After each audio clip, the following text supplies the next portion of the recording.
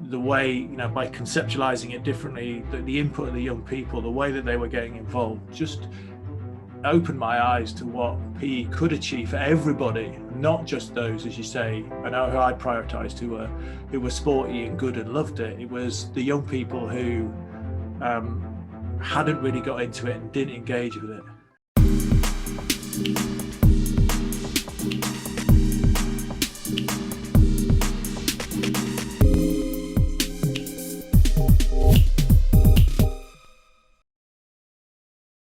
Thank you for watching this video. Please help us keep the show alive by liking and sharing this video, and by subscribing to the show and making sure the notification button is switched on. For those of you who can help a little bit more, there's a Patreon link down below where you can contribute whatever you can. Every little does help, and all the money will go directly back into the show. You can also keep up with our latest content on Instagram at The No Show Pod, as you can see on the screen. As you know, The No Show is an initiative designed to make academic research accessible to everyone. So do contribute to the conversation, leave some questions, have a discussion, and I'll make sure I get back to everyone. So Ash, thank you so much for joining me on The No Show. I'm really pleased to have you. Yeah, thanks very much for the invite. I was very interested to see what you're doing, and I'm delighted to be here. I'm really, can I first say I'm just really impressed with sort of the issues that you're looking at. And I mean, you look at a variety of issues, in particular sort of how the models of physical education in the UK play out, or how the existing model plays out, and what alternatives are there. The reason why I'm so interested in this is because it's almost as if there's a dichotomy in PE education at the moment. You either like it or you don't. You either, like, growing up and going seeing people in PE, there's always the same students that didn't want to participate or had their excuses, and it was done in a particular way. And then, you know, we just take it as a standard sort of way of things being done. What you're proposing is that actually there's different ways of doing this, and we can look at PE in a completely different way. It doesn't have to be based on the existing model. So talk to me a little bit about how you came about sort of looking at models of physical education, and why. Yeah, I guess it comes back to, so I went through school. I was very good at PE. I thrived in the approach that most people experience. We had lots of sports teams at my school. I always wanted to be a PE teacher. I went to be a PE teacher. I ended up being, I think, quite a good PE teacher in that traditional approach. I had time for my kids. I invested in, the extracurricular sports program. I got on well with the sporty kids. I got frustrated by the kids who weren't sporty, and I was kind of okay with that. And I said, I did enough. I have an interesting conversation with the young teachers I work with now at Loughborough University, is that they have better A-level grades than I do, and I got rejected from the course that they're now on. So, there's some real interesting stuff in terms of that kind of academic journey. And in 2002, I started a master's degree, and I kind of fell into it.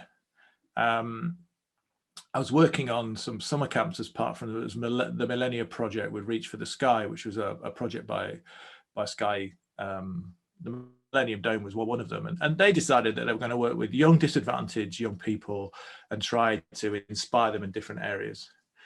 And we were in the second year of this, or the third year of this, and we brought a group of kids down to different locations around the country. The Brit School was one, a big school, private school in Somerset was another, and we immersed them in different environments, and it got very celebratory. And a friend of mine was doing a master's degree at Loughborough. Another friend of mine had started a PhD but finished it, and we were having this end of kind of thing, very euphoric, and somebody said, I'm going to start my PhD again. And I just stood up and said, I'm going to do a master's degree. I had absolutely no idea what I was doing. And I was kind of held. So I looked into it and started, 2 or 3 months later at Loughborough doing a part-time master's degree in physical education.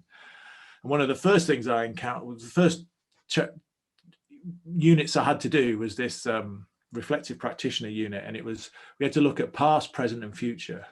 So I looked at my past, and I was quite traditional. It's quite difficult to look at myself from that sort of lens. I taught the way I was expected to teach. My present was a desire to do something different, and the future was what was models-based practice, as it turned out. I found these different pedagogical approaches. Cooperative learning is one that most people would understand.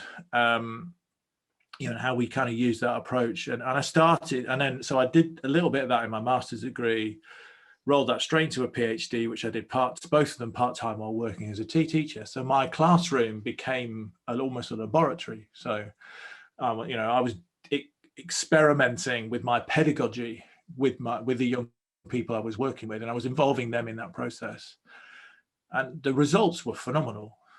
You know, the way, you know, by conceptualizing it differently, the input of the young people, the way that they were getting involved, just opened my eyes to what PE could achieve for everybody, and not just those, as you say, I know who I prioritized, who were sporty and good and loved it. It was the young people who hadn't really got into it and didn't engage with it. And it was a classic example. You still remember the kid's name, but I won't mention it on here. Before this unit, we did a unit of games making. So they made their own games, their own made invasion games. And they were using, I mean, this game had literally a cut down milk jug as a scoop. And in the other hand, a swimming float, you know, the waddles that you put around yourself to float, half of one of those. It's played on this massive court, and you had to throw the ball using this milk jug, kind of like lacrosse, but with one hand. And this kid who couldn't really catch and wasn't really into PE ran full sprint, took this ball over one shoulder, caught it in this milk jug at full reg, turned, pivoted, and smacked it straight through this goal. And I can still see it happening. This is a young person who didn't really enjoy PE, hadn't got engaged, and the celebration he'd done would have done Messi proud. I mean, he was running around the pitch, and it was the best thing that happened. And that was as a result of a huge body of work, but the outcomes were really good. They weren't just physical.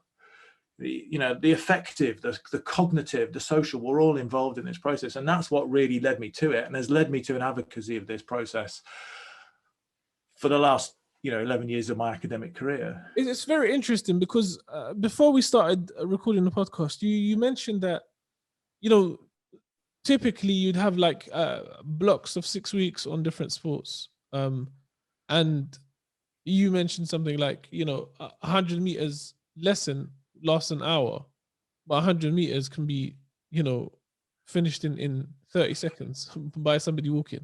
And at the same time, a 5-day cricket match is also allocated an hour, sort of an hour slot for PE. Now, with this sort of traditional approach that is currently being used, and obviously now that you can look back and reflect and see the drawbacks in it and that sort of thing, are schools or teachers or is the national curriculum looking at alternative models, or do they assume it works? I mean, I'm being fortunate enough to, you know, to work with a lot of young teachers who are really interested in these sorts of approaches. But it's a bigger systemic kind of problem, in as much as the timetable defines what happens in schools.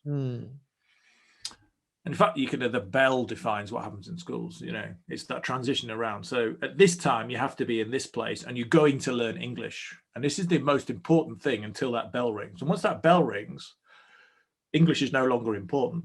You have to make the transition to biology. And then the bell rings again, and you've got to make the transition to here. And, you know, there's actually a classic in films. The bell doesn't stop this lesson, I stop this lesson, or whatever. But actually, the bell does stop the lesson, because if you run over for more than 5 minutes, your colleagues they knock on the door and go, could you not let your kids out late because you're eating into my learning time? Yeah. So we've got this, and I can understand why the timetable works. It works on it's kind of in what they call the industrial school model.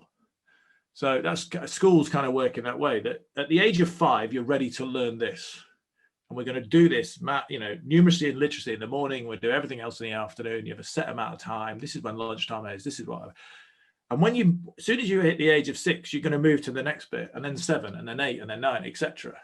And when you're 16, you're going to do your GCSEs, because that's when it's. And when you're, you know, if you stay on at school, you're going to do your A levels at 18, and then you'll go to university. And we have this very kind of production line process of education.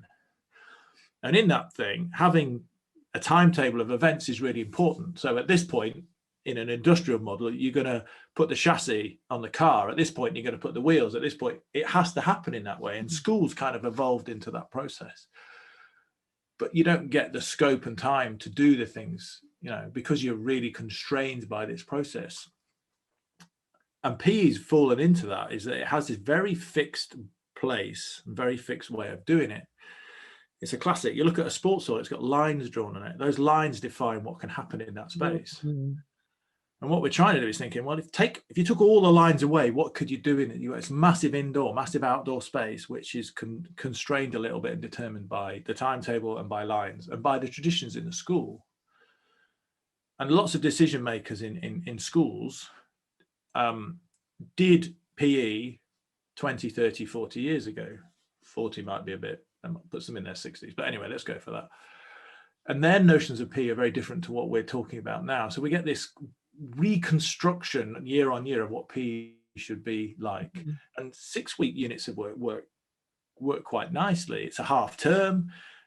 You get a fixed body of learning within that space, and then you move on to the next thing. So you can do 6 things a year, and then you can repeat those. So you can get the equipment in place. You can have the line markers in the sports hall. You get the expertise in terms of the staff, but the outcomes aren't necessarily different. The outcomes are very much skill-based. Mm-hmm. I was talking to, I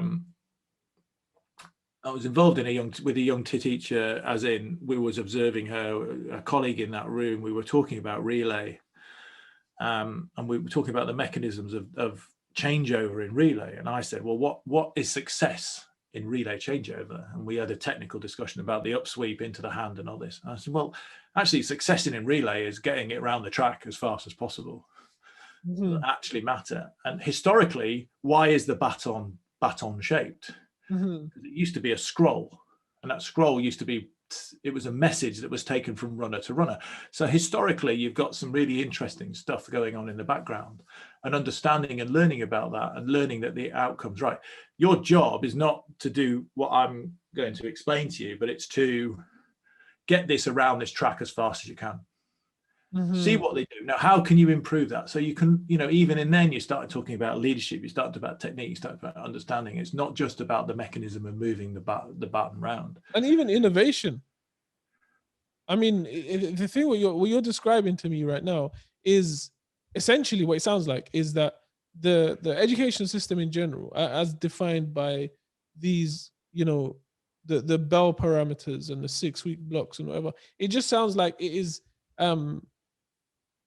very financial, because essentially the government is paying all these teachers money, so they want to make sure the teachers are effective, so they want to make sure their work is sort of measured and can be assessed, and it falls into these lines, financial lines and efficiency, much in the same way that you mentioned the factory would. What you're describing now, though, is fascinating to me, and I love this notion of sort of reimagining education, reimagining how kids engage with it.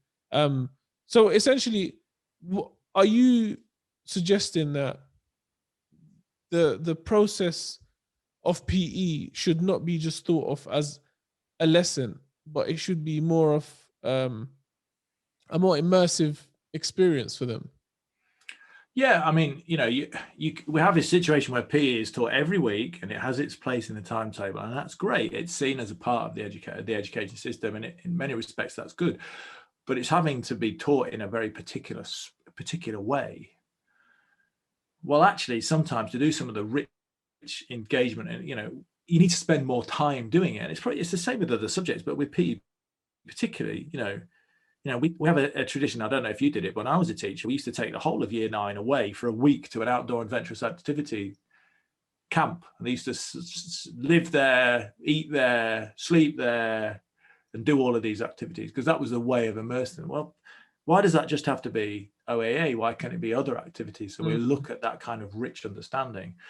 PE knowledge is, so not only is it, people held accountable, but school is about what knowledge is important and what knowledge isn't important. And it's this teach to the test. So the most important knowledge in PE, in maths, in physics, is what's on the GCSE exam.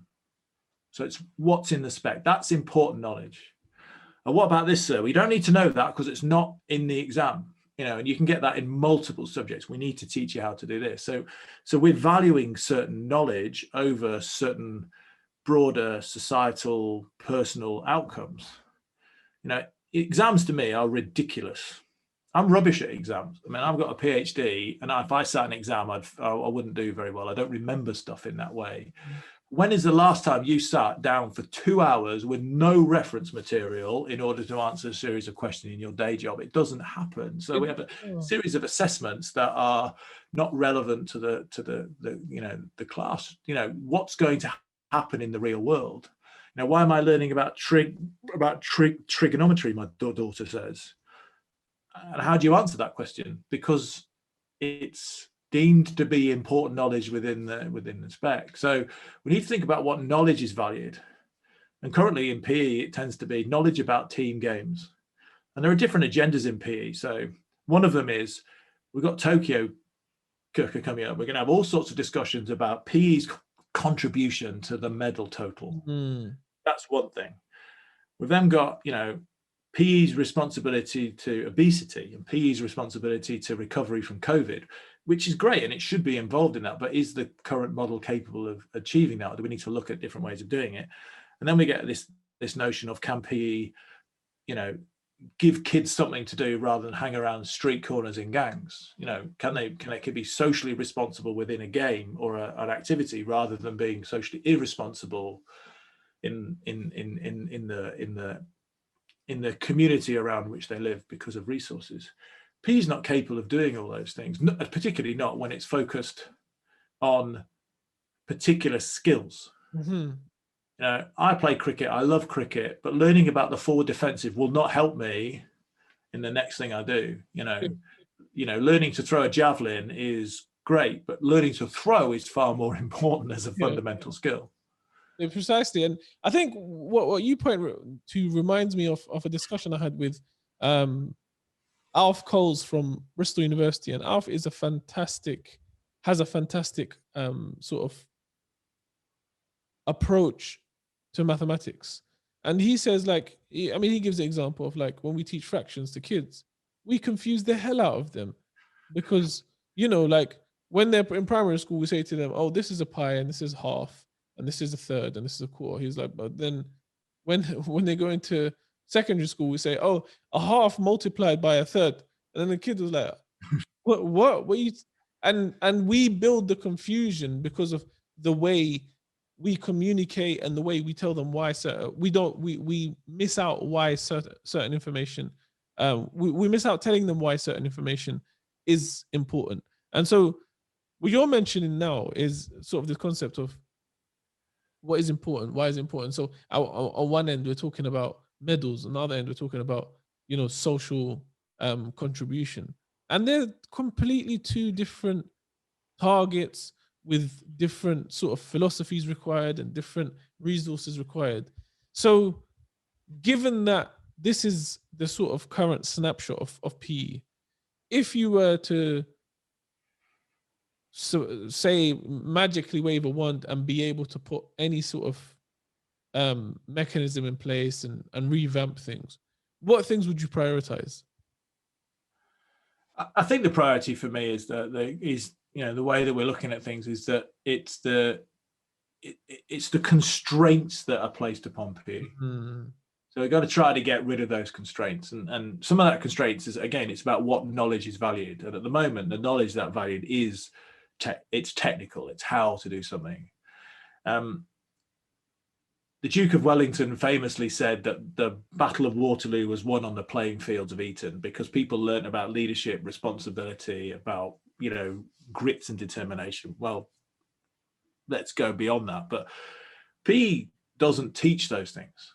There's lots of anecdotal evidence that suggests that I had a leadership role within my sports team and therefore I became a great leader. Well, these are things that we have to teach. If negotiation, if empathy, if if grit and determination are important things, then we have to take time to teach them. And they can't they can't be done. Some of them can, but they can't be done in a fixed unit of time. We need to be more flexible in terms of how that happens. So, we need to think about the knowledge that we value and the constraints that we impose upon ourselves. So one thing I see quite a lot is that PE departments are very, very concerned about examination results. And it used to be a case, not so much the same. When PE was more practically, they've reduced the curriculum, then schools, lots of schools would hold PE accountable for getting good grades for kids who might be disaffected in other subjects. And they became a little bit of a results factory. So what we see in some schools is that GCSE content is taught in year 7. So 11-year-olds are learning some of the GCSE content. So by the time they get to year 10, when they start GCSE, they already have some of the background knowledge, which for those individuals, I can see an argument for, because that's the knowledge that we value. Mm-hmm. But what about all the kids, the 50% who don't do GCSE PE? And they've got knowledge around, muscle systems and planes and axes and levers and stuff that they don't need in where they're going. And yet they've lost the time when they've learned that in PE is almost lost time. If we want kids to be, and young people and adults, whatever, to be physically active for their entire lives, they need to learn how to be physically active for their entire lives, and how to adjust as they get older. When I was a younger man, I used to play rugby. I couldn't play rugby now. I'd break, bits of me would fall off. So instead, I do stuff that I enjoy doing. So I do a lot of body weight exercise. So bizarrely, if you look at my Twitter feed, I describe myself as a gymnast because I have a set of gymnastic rings that I hang in the garden and I do silly things on them, and people kind of know that's what I do. And that's what but I had to learn how to do that. And we want young people to be able to do that, but they don't learn that by learning the overhead smash in badminton. They don't do that by learning, the forward defensive in cricket or the Cruyff turn in football. They learn it by understanding how to be physically active in different environments. So that's a very long answer to a it's a very valuable answer too, because I think you point to a really, really sensitive issue. Like you have, one of the things that I experienced is sort of me transitioning from school through to college, university, or whatever. The world changed dramatically. Like social media became a thing. Facebook and Instagram and all that stuff, and then there was the rise of the fitness world online, and everyone started to go to the gym all of a sudden. And then there was this whole element of toxicity coming in, of like people, body image and all that sort of stuff. And there were loads and loads of issues that still exist today, that people were not equipped to deal with, because in school they weren't, fed the correct information. They were fed, like you said, the overhead smash, or like how to throw a rugby ball, something like that. So now that we now that you've become, I guess, an advocate for model-based practices, how can we begin to embed them within the existing system, given that it has so many constraints? Yeah, I did this. So if you look at my teaching when I was employing a models-based approach, I used the existing timetable. So they were the constraint. These are when the kids would come into PE. This is when I had an opportunity to do it, and it was about finding ways of getting them involved, engaging in them, looking at those sorts of processes, and it worked really well. I did a very, very interesting paper with a colleague of mine, Mikael Kavenestat, who's a Swedish professor, a really fantastic guy. And we did some work on this. We did an autobiographical exploration of these kids' experiences and one of them was the young man I told you about, who caught the ball in the thing. So he was involved in it. And I left the school, and 2 years later, I went back and I interviewed the kids about what they remembered about PE. And we looked at it from different, what did you remember about PE? What do you remember about Mr. Casey's PE? What do you know? We did it different questions. And, the paper's called I Just Remember Rugby, because they used to do rugby for 5 years. They did it 2 terms for 5 years, and it was a double lesson. So it was in some cases, 2/3 of their PE time was done on rugby. And I asked them to describe what they did, and what one of the kids said, I just remember rugby. They couldn't remember any of the detail. They couldn't remember what they'd done. They couldn't remember the specificity of the lessons. When I said, what do you remember about Mr. Casey's PE? They would tell me the name of the team, where they finished in the league, what they were doing. And, and this was using different pedagogical approaches. And it was really important. So one of the models that we might use is something called sport education. And it works on the theory that you should reward behavior and actions and decisions beyond just winning a game. So you get points for winning. It's a league structure. Everybody plays everybody and everything. But you award fair play points. So no negative. You never take points off kids. But if they behave they do certain things, if they contribute, if they're positive, if they give a round of applause at the end of the game, if they thank the referee, if they referee fairly, lots of things, and they're rewarded for those sorts of behaviors. And I did a unit where, because of time constraints, they were rewarded if they had their full team in the gym ready to participate 5 minutes after the bell went. And if they were they were in their uniform, because they could choose the colors that they wore. So they had to have it was taking it away from PE uniform to something else. I remember one kid running down, he literally ran past me and was out of the change room within about 30 seconds and in the gym.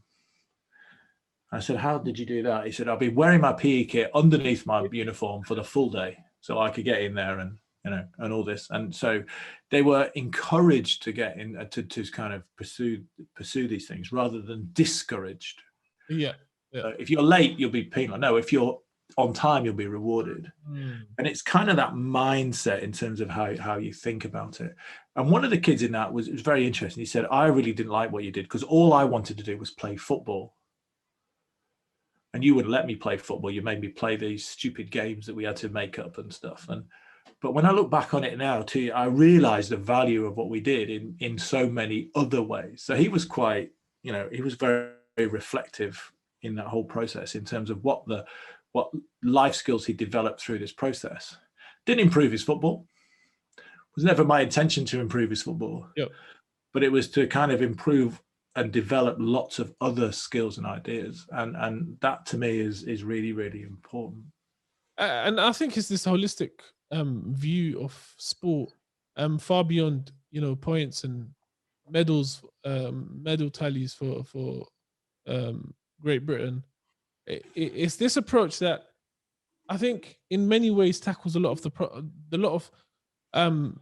the mass of social problems that society faces. In many ways, society, we've allowed ourselves to sort of prioritize this shop window approach to the country where, people can look at how many medals we won in cycling, keeping in mind that cycling in PE or in sort of physical education across the country is a very privileged sport. Majority of schools don't have cycling.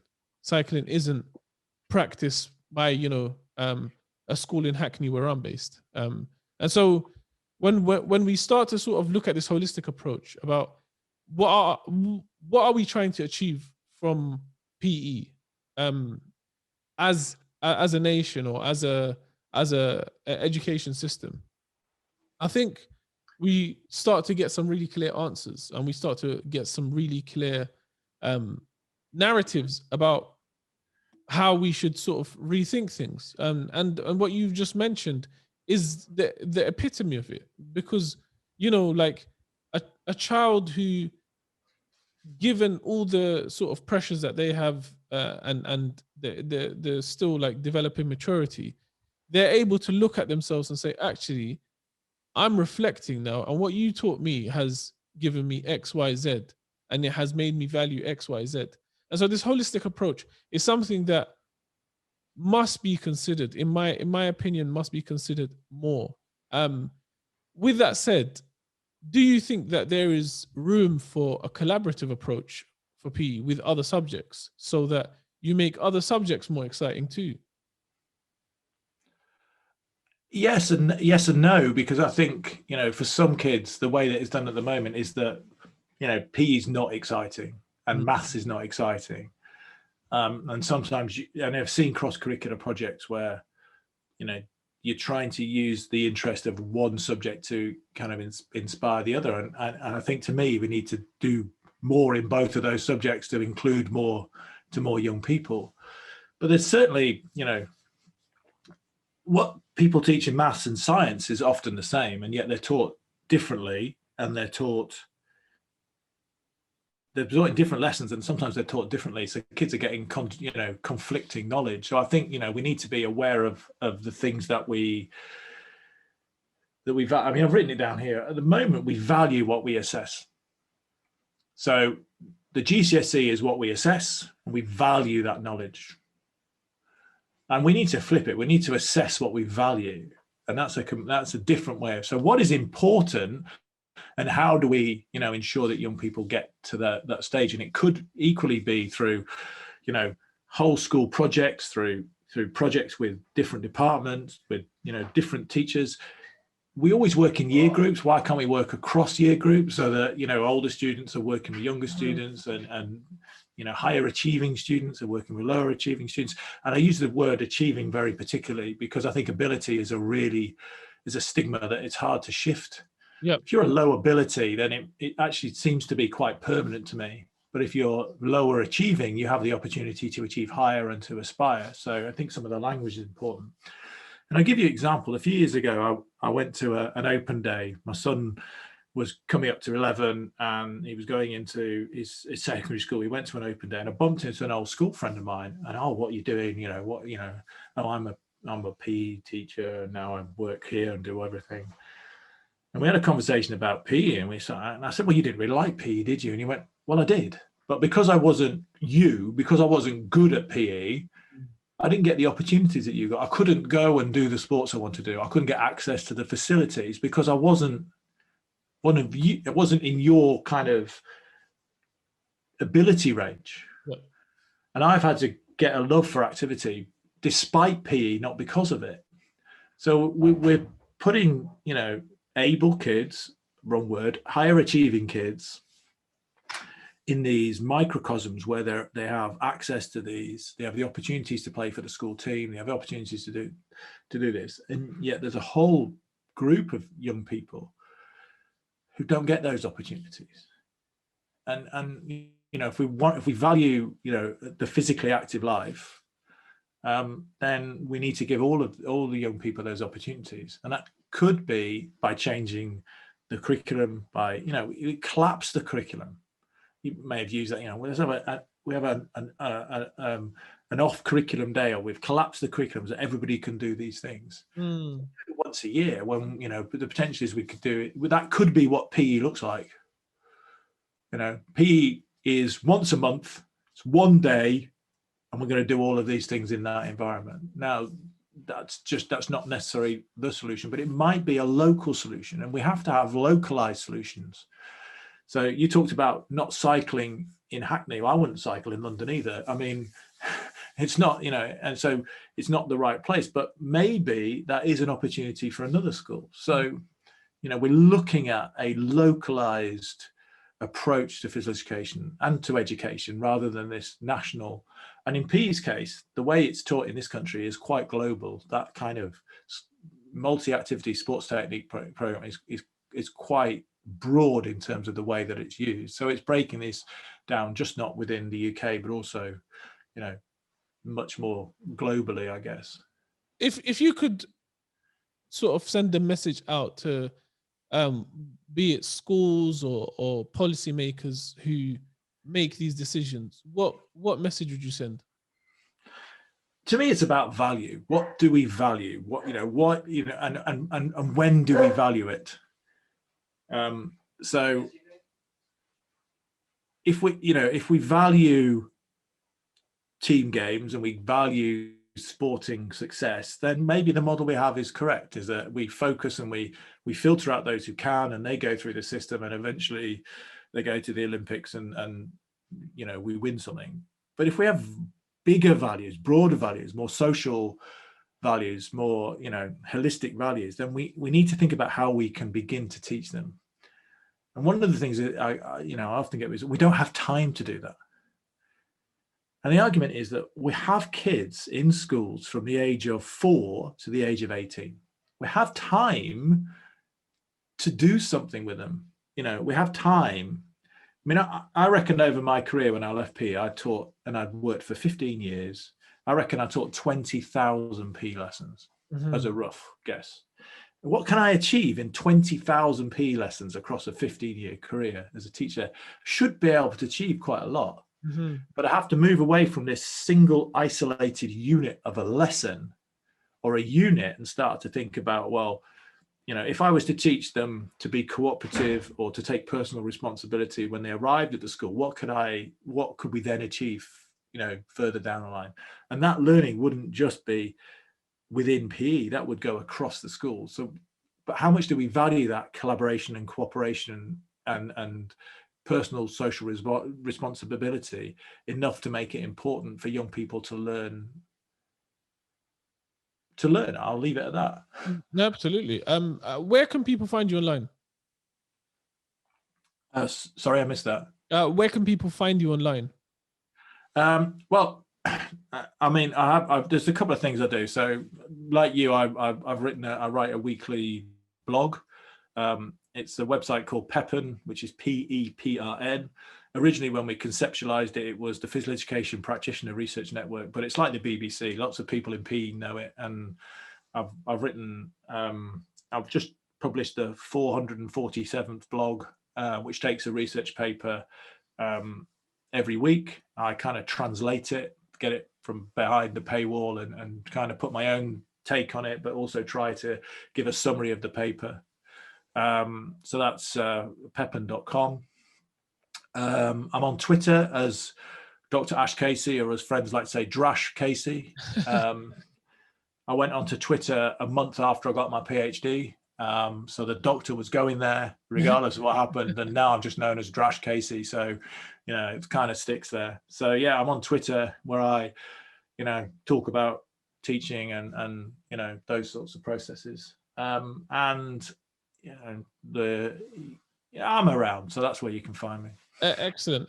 Excellent. So Ash, it's been fantastic speaking to you. I'm really, really,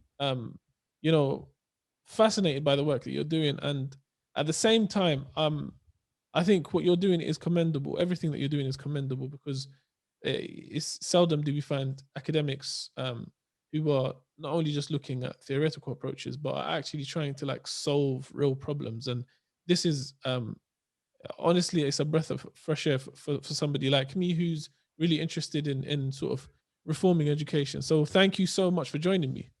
I've really enjoyed it. Huge thanks for the invite. I wasn't expecting it. It was really, it's nice to see that work is being noticed outside of the field, because sometimes you feel like you're impacting on, and I think my job is to impact on PE, so I'm absolutely fine with that, but to kind of have a wider discussion is really good. So, and again, I think the stuff you're doing is great, and I now know the know-how podcast, so it's when I'm walking the dog, it can go onto my own listening list. Yeah, I would love that. I mean, you can listen to the sound of your own voice as well. No, I hate my own voice. But yeah, I appreciate your time, and I hope to have you on sometime soon. Thank you for watching this video. Please help us keep the show alive by liking and sharing this video, and by subscribing to the show and making sure the notification button is switched on. For those of you who can help a little bit more, there's a Patreon link down below where you can contribute whatever you can. Every little does help, and all the money will go directly back into the show. You can also keep up with our latest content on Instagram at The No Show Pod, as you can see on the screen. As you know, The No Show is an initiative designed to make academic research accessible to everyone. So do contribute to the conversation, leave some questions, have a discussion, and I'll make sure I get back to everyone.